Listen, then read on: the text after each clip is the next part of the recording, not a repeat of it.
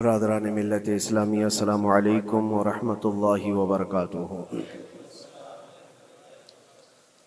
الحمد للہ الحنان المنان الذي خلق الإنسان وعلمه البيان، والصلاة والسلام على رسوله سيد الإنس والجان وعلى آله وأصحابه ذوي الخير والإحسان، أما بعد فأعوذ بالله من الشيطان الرجيم، بسم الله الرحمن الرحيم۔ إن الله لا يغير ما بقوم حتى يغيروا ما بأنفسهم، وإذا أراد الله بقوم سوءا فلا مرد له، صدق الله مولانا العظيم۔ بارگاہ رسالت مآب صلی اللہ علیہ وسلم میں درود پاک کا ہدیہ پیش کریں۔ اللهم صل على سيدنا محمد معدن الجود والكرم وآله وأصحابه الكرام وابنه الكريم وبارك وسلم صلاة دائمة سرمدا أبدا۔ حالات زمانہ کے اعتبار سے اور ہماری حالتوں کے اعتبار سے ایک بہت ہی عمدہ شعر ہے جو بالکل صادق آتا ہے۔ قوت فکر و عمل پہلے فنا ہوتی ہے، قوت فکر و عمل پہلے فنا ہوتی ہے جب کسی قوم کی شوکت پہ زوال آتا ہے۔ یوں ہی کوئی قوم نہیں مرتی، کسی قوم کے اوپر زوال آتا ہے تو سب سے پہلے اس قوم کے اندر سوچنے سمجھنے کی صلاحیت ختم ہو چکی ہوتی ہے، تب جا کر کے زوال آتا ہے۔ آج اس شعر کو میں پڑھتا ہوں تو محسوس ہوتا ہے کہ ہماری قوم پر یہ شعر صادق آتا ہے۔ قوت فکر اور عمل یہ پہلے رخصت ہو گئی ہے، جس کی وجہ سے یہ زوال آ رہے ہیں۔ لوگ اب حادثوں پر بیٹھ کر کے چرچا کرتے ہیں، حادثہ ہونے سے پہلے جو فکر ہونی چاہیے وہ مفقود ہے۔ گھر جلنے کے بعد پھر میٹنگ کرنے کا مطلب کیا ہے؟ اس سے سیفٹی کے لیے پہلے سے انتظامات ہوں تو اس کو لائق و فائق اور دانش مندی سمجھا جائے گا۔ آج کے وہی حالات ہیں میرے عزیزوں۔ آپ کو پتہ ہے کچھ قومیں ایسی ہیں جو فیوچر پلاننگ کے لیے 100 سال کے بعد کا سوچتی ہیں، جبکہ یہ اسلام کا حصہ تھا۔ نبی کونین صلی اللہ علیہ وسلم نے 1400 سال بعد ہونے والی چیزوں کی پیشین گوئی فرمائی کہ نہیں فرمائی؟ اللہ کے نبی صلی اللہ علیہ وسلم نے 1000 سال بعد پیدا ہونے والی چیزوں کو پہلے سے بتایا تھا کہ نہیں؟ یہ ساری چیزیں نبی آخر الزمان صلی اللہ علیہ وسلم نے جو بتایا، مطلب یہی تھا کہ اس وقت کے لوگوں کو ضرورت تو نہیں تھی ان حالات کی، پھر بھی حضور ان کو بتا رہے تھے، صحابہ کو۔ آج جو چیزیں پیدا ہونے والی ہیں وہ رسول پاک کو پتا تھا، 1000 سال بعد ہونے والی چیزیں، لیکن اس وقت کے صحابہ کو یہ باتیں کیوں بتائی جا رہی تھی؟ ان کے حالات تو اس وقت کے نہیں تھے ویسے۔ اس کے باوجود نبی پاک صلی اللہ علیہ وسلم نے ان کو 1000 سال بعد ہونے والی چیزوں کی باتیں اس لیے بتائی کہ یہ دین اسلام فیوچر پلاننگ کے لیے کتنا ایکٹیو ہے یہ سمجھو، آگے کے لیے۔ اس لیے بتایا گیا کہ صحابہ اپنی اولاد کو اور وہ اپنی اولاد کو، وہ اپنی اولاد کو یہ بات منتقل کرتے جائیں اور آنے والے حادثوں سے پہلے سے ذہن پریپیئر رہے، تیار رہے۔ دجال کے فتنے کا ذکر کتنی مرتبہ حدیث پاک میں آیا۔ امت کو نبی پاک صلی اللہ علیہ وسلم نے یوں ہی نہیں چھوڑ دیا۔ دجال کا فتنہ آئے گا، یاجوج ماجوج کا فتنہ آئے گا، یہ ساری چیزیں بتائی گئی کہ نہیں؟ ہر مسلمان تقریباً جانتا ہے آخر زمانے میں ایک بہت بڑا فتنہ دجال کی صورت میں ظاہر ہوگا۔ تو یہ باتیں اتنے 100 سالوں سے چل رہی ہیں کہ ذہن تیار ہے اس فتنے کو کہ اگر ایسا فتنہ آیا تو ایمان پر ڈٹے رہنا ہے، جمے رہنا ہے۔ یہ بات ہوتی ہے آگے آنے والے حادثات سے قوم کو باخبر رکھنا۔ آج جو حالات ہیں، جب کبھی کوئی چیز لٹ جائے تو سارے لوگ سڑکوں پر آ جائیں گے، یا پھر کسی نشستگاہ پر بیٹھ کر کے رات بھر میٹنگ کر کے چلے جائیں گے۔ یہ حادثے ہونے کے بعد کے جو حالات ہیں یہ وہی چیزیں درشا رہی ہیں کہ قوت فکر و عمل فنا ہو گئی ہے. قیادت ہمارے ہاں مفقود ہے. کسی ایک قائد کے تحت کوئی ساری قوم آنا نہیں چاہتی. آپ کیا سمجھتے ہیں کہ جو ہمارے ساتھ حالات پیش آ رہے ہیں، کبھی مسجدوں کو لے کر، کبھی خانقاہوں کو لے کر، کبھی بزرگوں کے نام کو لے کر، اب ہمارے وقف کی جائیداد کو لے کر، یہ سارے جو معاملات ہیں یہ اچانک آنے والی چیزیں نہیں ہیں. بھانپ لیا گیا ہے تمہاری پوری طبیعت کو، تمہارے مزاج کو، کہ فکر و عمل کی قوت ان کی ختم ہو چکی ہے. ان کو دو چند چیزوں میں ہی راضی کیا جا سکتا ہے. دنیا یہ سمجھ رہی ہے، جس کی وجہ سے کھلواڑ پر کھلواڑ ہوتے چلے جا رہے ہیں، اور ان کو یہ بھی پتہ ہے کہ یہ کچھ نہ کر سکیں گے. میرے عزیزو، آپ نا امید اور مایوس نہ ہو کہ ہم سے کچھ نہیں ہوگا. اللہ کریم چاہے تو ایک بندے سے بھی پوری دھرتی پر زلزلہ لا سکتا ہے. اللہ کریم کی ذات پر یقین اور توکل رکھو. سرکار غریب نواز ہندوستان آئے تھے تو بہت بڑی فوج لے کر نہیں آئے تھے، اللہ کی ذات پر بھروسہ کر کے آئے تھے، اور 90 لاکھ لوگوں کے دلوں میں چراغ اسلام جلا دیا تھا. وہ یقین اور توکل کے ساتھ آئے تھے. آج لوگوں کے دلوں کے اندر جو مایوسی اور نا امیدی ڈالی جا رہی ہے کہ کچھ ہوگا نہیں، ابھی کچھ کرنے سے کچھ نہیں ہوگا، یہ نا امیدی اور مایوسی تمہاری طبیعت میں کیوں آئی؟ کیا تمہارا رب تبارک و تعالیٰ کی ذات پر یقین کمزور ہو گیا؟ اگر یہ اس طرح کی بیماری آئی ہے تو پھر بدر پڑھ لینا. جب رسول پاک صلی اللہ علیہ وسلم کے ساتھ وہ صحابہ جا رہے تھے، ان کو اچھی طرح پتا تھا کہ سامنے آنے والی فوج کتنی طاقت لے کر آ رہی ہے. 1000 لوگ آ رہے ہیں، ہاتھی گھوڑے ان کے پاس، ہتھیار اور اسباب ان کے پاس ہے، کھانے پینے کی مزے کی ساری چیزیں لے کر کے آ رہے تھے مکہ والے. اور ادھر صحابہ ننگے پیر ہیں، 313 کے پاس 4 گھوڑے ہیں، پیدل چلے آ رہے ہیں. چھاؤں لینے کے لیے کوئی جگہ تک نہیں ہے ان کے پاس. ایک کھجور کسی کے پاس ہو تو 10 لوگ اس پر اکتفا کر لیں. فاقے پر فاقہ کرنے والے وہ صحابہ، لیکن انہوں نے یہ نہیں کہا کہ اللہ کے نبی صلی اللہ تعالی علیہ وسلم سے کہ ہمارے پاس اسباب کی کمی ہے، ہتھیار کی کمی ہے، کچھ نہیں ہمارے پاس، سواری نہیں ہے. بغیر سواری کے 180 کلومیٹر مدینے سے چل کر کے وہ بدر پہنچے تھے، بدر تک پہنچے تھے. اور اس وقت اپنی ساری محنتیں، اپنی ساری قوتیں انہوں نے زمین پر لا کر رکھ دی. پھر بدر کے میدان میں جب پہنچے تب اللہ کریم کی بارگاہ میں دعا کیا تھا میرے مصطفیٰ نے، اے اللہ اگر اس نہتی قوم کو تو نے فتح نہیں دی تو پھر قیامت تک اس روئے زمین پر سجدہ کرنے والا کوئی نہیں ہوگا. یہ محبوبانہ انداز تھا میرے مصطفیٰ کا.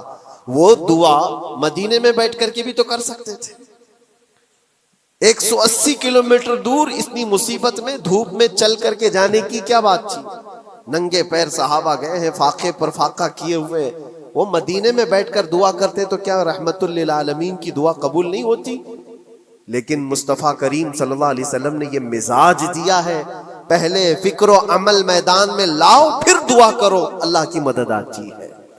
یہاں ہم بیٹھ کر کے یہیں سے دعا کرتے ہیں، کچھ کرنا نہیں ہے، بدلنا نہیں ہے، اور فکر و عمل کو لانا نہیں ہے، تو پھر صرف یہاں بیٹھ کر کے دعا کرنا. یہ تو میرے عزیزوں عورتوں کو اس سے ذمہ داری دی گئی ہے کہ تم میدان عمل میں آ نہیں سکتی، تم اپنے گھروں سے دعا کرو اپنے بھائیوں کے لیے. لیکن یہ کام تو اب سارے مردوں نے بھی لے لیا ہے. بہرحال قوت فکر و عمل پہلے فنا ہو جاتی ہے جب کسی قوم کی شوکت پہ زوال آتا ہے. آج یہ جو سارے معاملات ہم دیکھ رہے ہیں، اس کی ایک خاص وجہ میں آپ کو بتانا چاہتا ہوں. آج سے تقریباً 8-9 سال پہلے میرا ایک بیان بھی ریکارڈ موجود ہے، کافی دنوں تک وہ چلتا رہا. میری اپنی بات نہیں تھی، سراج الامہ امام غزالی رحمت اللہ تعالی علیہ انہوں نے لکھا تھا کہ امت پر اگر ایک ایسا وقت آ جائے جب ان کے سامنے ان کے نبی کو گالیاں دی جا رہی ہیں اور امت کچھ نہ کرے، تو پھر وہ انتظار کرے کہ عنقریب وہ وقت بھی ان کے اوپر آنے والا ہے جب ان کی ماؤں، بیٹیوں اور سب عزتوں کو بازار میں نیلام کیا جائے گا اور یہ کچھ نہیں کر سکیں گے. وہ دن آ جائیں گے. بیسک وجہ وہاں سے شروع ہوئی کہ لوگ اپنے عیش و عشرت میں کچھ کمی نہ کر سکے، بارگاہ مصطفیٰ صلی اللہ علیہ وسلم کی گستاخیاں کھلے عام ہوتی رہیں، اور اس پر ہم لوگ جس طرح کے حالات دیکھتے رہے۔ بہت سارے لوگ تو مجھ کو یہ کہتے تھے، مجھ سے یہ کہتے تھے، کیا ضرورت ہے آپ کو بولنے کی، حالات دیکھ نہیں رہے آپ؟ ظالمو، تم کو اگر کوئی چھوٹی سی ماں کی گالی دے دے تو تم بپھر جاتے ہو اور اس کے اوپر آسمان توڑنے کی بات کرتے ہو، اور ہم اپنے نبی پاک صلی اللہ علیہ وسلم سے کروڑوں ماؤں سے زیادہ محبت کرتے ہیں۔ اس رسول پاک صلی اللہ تعالی علیہ وسلم پر کوئی بھونکتا رہے اور اس کا جواب نہ دو، تم یہ کہتے ہو مصلحت ہے، حالات ایسے ہیں یہ، تو پھر اپنا یہ لباس بدل دینا چاہیے، اپنا نام بدل دینا چاہیے۔ پھر اس دائرہ اسلام میں رہ کر کے مطلب کیا ہے؟ اسی لیے اقبال نے 100 سال پہلے ایک مزاج دیا تھا، ایمان ہے کیا چیز، اسلام ہے کیا چیز؟ تم کیا سمجھتے ہو داڑھی ٹوپی اور جبے کبے کا نام اسلام ہے؟ اسلام کیا ہے؟ اقبال نے کہا تھا کہ بارگاہ مصطفیٰ صلی اللہ تعالی علیہ وسلم کے قدموں تک اپنے آپ کو پہنچا دو، یہی دین ہے، یہی دین ہے۔ گر بہو نہ رسیدی تمام ابو لہبیست، اور اگر تم وہاں تک نہیں پہنچ سکے تو زندگی ابو لہب کی طرح۔ دین یہ ہے، آبرو ماں زنام مصطفیٰ است، ہم سب کی عزت و آبرو حضور کے نام سے جڑی ہوئی ہے، ان کے نام سے جڑی ہوئی ہے ہماری عزت و آبرو، اور تم اس نام کی حفاظت نہیں کر سکو گے تو آگے یہ سب چیزیں آنے والی ہیں جو آ رہی ہیں۔ آج لوگ آج واویلا مچا رہے ہیں، یہ بات یاد رکھنا، شیطان کبھی فجر کی نماز کے لیے اٹھا نہیں سکتا، اور اگر اٹھا رہا ہے تو پھر اس کا کوئی مقصد ہے۔ شیطان اور نماز، آج سختہ ان کے پاس ہے، طاقت ان کے پاس ہے، حکومت ان کے پاس ہے، ڈپارٹمنٹ ان کے پاس ہے، سب کچھ، جوڈیشری، ہر چیز ان کے پاس ہو، وہ کیا کر رہے ہیں اس سے مجھے مطلب نہیں۔ میں آپ سے یہ پوچھنا چاہتا ہوں، مجھے رہزنوں سے غرض نہیں، تیری رہبری کا سوال ہے۔ تم خیر امت ہو، رسول پاک کی امت میں ہو، تمہاری بھومکا جس کو کہا جاتا ہے، تمہاری یہاں پر زندگی کے معاملات یہ بہت زیادہ اہمیت کے حامل ہیں۔ تم کیسے بن سکتے ہو آج؟ اسی لیے قرآن پاک کی آیت میں نے شروع میں تلاوت کی، رب ذوالجلال فرماتا ہے ان اللہ لا یغیر ما بقوم حتی یغیروا ما بانفسہم، بے شک اللہ تعالیٰ اس وقت تک کسی قوم کی حالت نہیں بدلتا جب تک وہ قوم خود اپنی حالت بدلنے کی کوشش نہیں کرتی۔ جب تک اپنی حالت بدلنا نہیں چاہتے اس وقت تک اللہ تبارک و تعالیٰ نہیں بدلے گا۔ وَإِذَا أَرَادَ اللَّهُ بِقَوْمٍ سُوءًا فَلَا مَرَدَّ لَهُ، اور اللہ تعالیٰ کا یہ جلال بھرا ارشاد تو سنو، یہ 13ویں پارے کی سورہ رعد کی آیت ہے۔ اللہ کریم فرماتا ہے، اور جب اللہ کسی قوم کے ساتھ سختی کا معاملہ کرنا چاہے، پکڑ کرنا چاہے، تو پھر کوئی طاقت اس کو ٹال نہیں سکے گی۔ رب تبارک و تعالیٰ جب کسی قوم پر عذاب لانا چاہے تو کوئی اس کو ٹال نہیں سکے گا۔ تو بدلو، اسی لیے اکثر یہ کہا جاتا، میں تو اپنی تقریروں میں جو چند مجھے چیزیں یاد رہتی ہیں وہ عرض کیے دیتا ہوں، باقی مجھے شعر و شاعری زیادہ یاد نہیں رہتی، لیکن جو دل پہ لگتی ہیں باتیں وہ ذہن میں محفوظ ہو جاتی ہیں۔ کسی شاعر نے کہا تھا، جگہ جگہ کے تھک چکے ہیں تمہیں یہ ہنگامے، نشاتے لذت خواب گراں بدل ڈالو۔ کیا مطلب ہے؟ روز ایک ایک ہنگامہ ہوتا ہے، تم کو جگا رہا ہے، اٹھ جا اے مسلمان، اٹھ جا، نشاتے لذت خواب گراں بدل ڈالو، لمبی نیند سونے کی جو عادت پڑی ہوئی ہے اس مزے کو بدل ڈالو۔ غلط روی سے منازل کا بعد بڑھتا ہے، مسافروں رویش کارواں بدل ڈالو۔ شاعر نے کہا ہے، ادھر ادھر کی لے میں چلتے رہو گے تو منزل لمبی ہو جائے گی۔ جس راستے پر تمہیں چلنا ہے اگر بار بار ادھر ادھر مڑتے رہو گے، غلط روی اس کو کہتے ہیں، غلط چلنے سے منازل کا بعد بڑھتا ہے، منزل لمبی ہو جاتی ہے، جہاں پہنچنا تھا وہاں پہنچ ہی نہیں پاؤ گے۔ اسی لیے شاعر کہتا ہے، مسافروں رویش کارواں بدل ڈالو، قافلے کے چلنے کا جو طریقہ ہے اس کو بدل لو تم۔ یہ پوری کی پوری بات ہم پر فٹ ہوتی ہے. چلنے کا انداز بدل ڈالو اے نوجوانوں. جہاں کسی کے گھر میں آگ لگی ہو، دھواں اٹھ رہا ہو، اور اگر کوئی نوجوان اندر بیٹھ کر کے یہ کہتا ہو کہ یہ ساون کا موسم ہے یا پھر یہ ابر رحمت ہے، تو اس کی سوچ پر ہم کیا کہیں. جہاں آج پوری قوم قسم پرسی کے عالم میں ہو، امت محمدیہ کے یہ حالات آج دیکھ رہے ہیں، روزانہ دیکھ رہے ہیں. تم شیئر تو کرتے ہو، ہر جگہ شیئر کرتے ہو، اور سارے ریلز پر تم جو دیکھتے ہو ہنگامے روز، صرف ہندوستان کے نہیں پوری دنیا بھر کے فلسطین کے مظلوم بچوں کی لاشیں دیکھتے ہو اور شیئر کر کے آگے بڑھ جاتے ہو. ان کی چیخیں، ان کے ڈاک کے ملبے، ان کا ڈھیر، ان کے تباہ و برباد گھر، ایک ایک قبر میں 80 لوگوں کی لاشیں، یہ سب کیا تم نہیں دیکھتے؟ شیئر کر کے آگے بڑھ جاتے ہو. یہی تو ہنگامے ہیں جو تمہیں دھگا رہے ہیں. جگہ جگہ کے تھک چکے ہیں تمہیں یہ ہنگامے خود ہی تھک گئے. یہ اٹھتا نہیں ہے. ایک دور وہ تھا 100 سال پہلے کا، جب یہاں پر موجود انگریز اس قوم کو دیکھ کر یہ کہنے پر مجبور ہو گیا تھا، یہ فاقہ کش موت سے ڈرتا نہیں ذرا، بھوکیوں پر بھوکا رہتا ہے لیکن موت سے ڈرتا نہیں. روح محمدی اس کے بدن سے نکال دو. روح محمدی ان کے بدن میں تھی. انگریز تھر تھراتے تھے. اس قوم کا کوئی جواب ہی نہیں ہے. سب سے زیادہ اگر کسی چیز سے ڈرایا جا سکتا ہے تو موت سے، اور یہ قوم ایسی ہے کفن تو اپنے کندھے پر لے کر گھومتی ہے، جہاں موت آ جائے سو جائے. یہ فاقہ کش موت سے ڈرتا نہیں ذرا.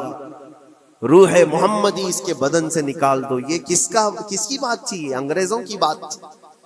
اور آج حالات بدل گئے. سارا کا سارا زمانہ تم پر آج بھوکے بھیڑیا کی طرح جھپٹ پڑا ہوا ہے. اور ان حالات میں آپ سے سوال کرتا ہوں، ایک طرف تیز آندھیاں چل رہی ہیں، ایک طرف گھر کے اندر آگ لگی ہوئی، ایک طرف بھوک اور پیاس کی شدت ستا رہی ہے، ایک طرف تمہارے بھائی بہنوں کی بیماریاں ستا رہی ہیں. جب اتنے سارے معاملات ہو تو اے نوجوانوں بتاؤ تم کیا کرو گے اس وقت؟ رات بھر بیٹھ کر گیم کھیلو گے؟ کیا یہ گیم کھیلنے کا وقت ہے؟ اس نوجوان پر کیا یہ افسوس نہیں ہوتا کہ اس کے پوری امت کے حالات ایسے ہیں کہ بچوں کی چیخیں نکل رہی ہیں اور اس کو پب جی سے فرصت نہیں ہے، ریل بنانے سے فرصت نہیں ہے، یہ مجرے کرتا ہوا گھوم رہا ہے. مسجدیں ویران کیوں ہیں؟ خالی کیوں ہیں؟ تم نے مسجدوں کو ویران رکھا تو مسجدیں تباہ ہونے شروع ہو گئیں، دوسروں کی نظر ہونے لگ گئیں اور اس پر لوگوں کی غلط نظریں پڑنے لگ گئیں. آ جاؤ اے مسلمانوں میرے مصطفیٰ کریم صلی اللہ تعالی علیہ وسلم کی ہدایات پر. ایک بات چیلنج کے ساتھ کہتا ہوں، تمہارا نام اگر نبی پاک صلی اللہ علیہ وسلم کے نام سے جڑا ہے تو یہ چیلنج کے ساتھ میں کہتا ہوں، اس رہتی دنیا میں تمہیں پوری طاقتیں مل کر وہ عزت نہیں دے سکتی جو میرے مصطفیٰ کے قدموں کی وابستگی دے گی. کوئی تمہیں عزت نہیں دے سکتا. تمہیں وہیں آنا پڑے گا، اسی پوائنٹ پر آنا پڑے گا جہاں پہنچ کر کے خالد بن ولید نے عزت پائی تھی. اسی نقطے پر آ کر جمع ہو جاؤ جہاں عمر پہنچے تھے تو فاروق اعظم بن گئے تھے. اسی نقطے پر آ جاؤ جہاں علی پہنچے تھے تو حیدر کرار بنے تھے. ہر ایک کو عزت اسی بارگاہ سے ملی ہے. اور جو کچھ بھی معاملات ہو رہے ہیں اس کی ایک وجہ یہی ہے، ناموس رسالت پر تم نے ہلکے پن کا اظہار کیا تو پھر ہمارے سارے مسئلے داؤ پہ لگ جائیں گے. سارے مسئلے. یہ تو وقف ہے. ابھی دیکھو آگے کل تمہاری اذانیں نشانے پر ہیں، تمہاری جماعت کی نمازیں نشانے پر ہیں، تمہاری مسجدیں بھی نشانے پر ہیں کہ تم اپنے گھروں پر بھی جمعہ پڑھ سکتے ہو، چھتوں پر بھی نمازیں پڑھ سکتے ہو. یہ سب معاملات آئیں گے. برقع، حجاب، ٹوپی، داڑھی ویسے ہی چل چکے ہیں مسئلے. ہر چیز نشانے پر ہے. ارے تمہارے کھانے بھی نشانے پر ہیں، تم کیا کھاؤ گے کیا بچاؤ گے یہ بھی نشانے پر ہے. یہ سارے مسائل صرف اسی بنیاد پر ہے. قوت فکر و عمل پہلے فنا ہوتی ہے جب کسی قوم کی شوکت پہ زوال آتا ہے. اور یہ ایک بات یہ بھی میں بتا دوں، اقبال نے سچ کہا تھا، ان کے جو ہم غلام تھے خلق کے پیشوا رہے، ان سے پھرے جہاں پھرا پھر آئی کمی وقار. جو کچھ بھی ہوا ہے ہماری عزت و وقار میں کمی کا مسئلہ ان سے پھر جانے کی وجہ سے، نبی پاک سے تم دور ہوئے، یہ عزتوں اور وقاروں میں کمی ہے۔ عجیب سی بات نہیں ہے، یہ دوگلا پن نہیں ہے۔ میں ان نوجوانوں سے پوچھتا ہوں، نبی پاک صلی اللہ علیہ وسلم سے سچی محبت کا اظہار کرتے ہو، حضور سے اپنی جان سے زیادہ محبت کی بات کرتے ہو، لیکن جب ان کے اخلاق کی بات کی جائے تو تمہیں اخلاق ان کے پسند نہیں ہے؟ حضور پاک کا چہرہ نہیں پسند ہے، حضور پاک کے لباس تمہیں نہیں پسند ہے، تو پھر کون سی محبت کی بات کرتے ہو؟ اللہ کے رسول صلی اللہ تعالی علیہ وسلم سے تم بے انتہا محبت کی بات کرتے ہو، پھر وہ محبت کا تقاضا یہ ہے کہ تمہاری ظاہری زندگی میں بھی تو نظر آئے کچھ۔ محبت کا تقاضا یہ ہے، تم شرما جاتے ہو، دنیا کیا کہے گی مجھے، دنیا کیا کہے گی، دقیانوسی کہے گی، فنڈامنٹل کہے گی، پرانے زمانے کا کہے گی، میں چہرے پر داڑھی رکھ لوں تو لوگ مجھے پتہ نہیں کیا کیا کوسیں گے۔ تم نے دنیا کے لیے اپنے آپ کو بدل لیا، یہ نہیں سوچا کہ یہ وہی دنیا ہے جو 4 دن کے بعد میری دوستی کو لات مارے گی اور 4 دن کے بعد مجھے قبر میں رکھ کر کے منو مٹی پر دبا دے گی، اور مجھے جانا تو ہے، پھر قبر میں منہ دکھانا ہے تو اسی مصطفیٰ کو دکھانا ہے۔ جہاں یہ نہیں پہنچ سکتے وہاں رسول پاک ہوں گے۔ محشر کے میدان میں جہاں کوئی سہارا نہیں ہوگا، اس وقت رسول پاک تمہارا ہاتھ پکڑ رہے ہوں گے اور تم نے ان کا خیال نہیں کیا۔ آ جاؤ اسی نقطے پر، اسی پوائنٹ پر جہاں ہماری کامیابی مضمر ہے۔ میں صرف اور صرف اپنے بیانوں میں یہی چیز عرض کرنا چاہتا ہوں، صرف اتنا چاہتا ہوں، اے نوجوانوں، جس کے نام سے تم آباد ہو اس نام کے ساتھ صحیح معنوں میں جڑ جاؤ، کیونکہ قرآن کا وعدہ ہے وَلَا تَهِنُوا وَلَا تَحْزَنُوا وَأَنْتُمُ الْأَعْلَوْنَ إِن كُنتُم مُؤْمِنِينَ۔ گھبراؤ مت، پریشان مت ہو، تم سب سے زیادہ بلند رہو گے۔ اگر اللہ نے فرمایا ہے تو یہ 100% حق ہے۔ اللہ نے فرمایا ہے تم سب سے زیادہ بلند رہو گے، لیکن آگے رب فرماتا ہے ان کنتم مؤمنین، اگر تم سچے ایمان والے ہو جاؤ۔ اور ایمان کس کو کہتے ہیں؟ لا یؤمن احدکم حتی اکون احب الیہ من والدہ وولدہ والناس اجمعین۔ میرے آقا فرماتے ہیں ایمان اس وقت تک کمپلیٹ نہیں ہوگا جب تک تم اپنے ماں باپ اولاد اور ساری دنیا سے زیادہ مجھ سے محبت نہ کرو۔ یہ ہے، اور اخیر میں یہی کہوں گا، ہر مسئلے کا حل، سارے تمام ایشوز کا خلاصہ، علاج ایک ہی چیز میں ہے کہ محمد سے وفا تمہیں ہے تو ہم تیرے ہیں۔ یہ جہاں چیز ہے کیا، لوح و قلم تیرے ہیں۔ لوگ انتظار میں ہیں، بہت سارے لوگ یہ پوچھتے بھی ہیں ہمیں کیا کرنا چاہیے، ہمیں کیا کرنا چاہیے۔ ظلم پہ ظلم ہوتا جا رہا ہے، ظالم اپنے انجام پر ضرور پہنچیں گے، کیونکہ قرآن میں اللہ کا وعدہ ہے وَسَيَعْلَمُ الَّذِينَ ظَلَمُوا أَيَّ مُنْقَلَبٍ يَنْقَلِبُونَ۔ ان قریب ظالم یہ دیکھ لے گا کہ اللہ اس کو کس پلٹی پر پلٹائے گا، کس کھائی میں گرائے گا، اسے اندازہ بھی نہیں ہوگا، اس کے بنے ہوئے جالوں میں وہ خود پھنسے گا۔ ظالموں کی ایک لمبی تاریخ ہے اور ان کو بھی پڑھنا چاہیے جو آج ظلم کر رہے ہیں، لیکن تمہارا کردار کیا ہو، اس سلسلے میں جو ہمارے بچے یا نوجوان سوال کرتے ہیں کیا کرنا چاہیے۔ پہلے سب سے پہلی چیز میں یہ کہتا ہوں، جتنا کھو چکے، جتنی جا چکے اور جو اب برباد ہوا ہے، اس چیز پر منتھن کرنا، اس چیز پر بیٹھ کر میٹنگ کرنا، اس سے پہلے میں چاہتا ہوں کہ آگے ہونے والے نقصانات سے پہلے اپنے آپ کو بدل لو۔ آگے جو بڑے حادثات آنے والے ہیں، آگے جو بڑی آندھیاں آنے والی ہیں، اس سے پہلے اپنے دروازے ٹھیک کر لو، اپنی زندگیاں سدھار لو۔ جو ہو گیا ابھی، یہ نقصان تو بہت بڑا نقصان ہے امت کا، جو کچھ بھی ہوا ہے، مسجدیں، معبدیں، خانقاہیں، مزارات، اولیاء کی ذات، بزرگوں کے نام، قرآن، اسلام، دین، یہ ساری چیزوں پر جو حملے ہوئے، لیکن آگے چل کر کے تمہارے وجود پر سوال ہوگا، تمہاری نسلوں پر سوال ہوگا، تمہارے علم دین پر سوال، تمہاری محراب پر، تمہارے ممبر پر۔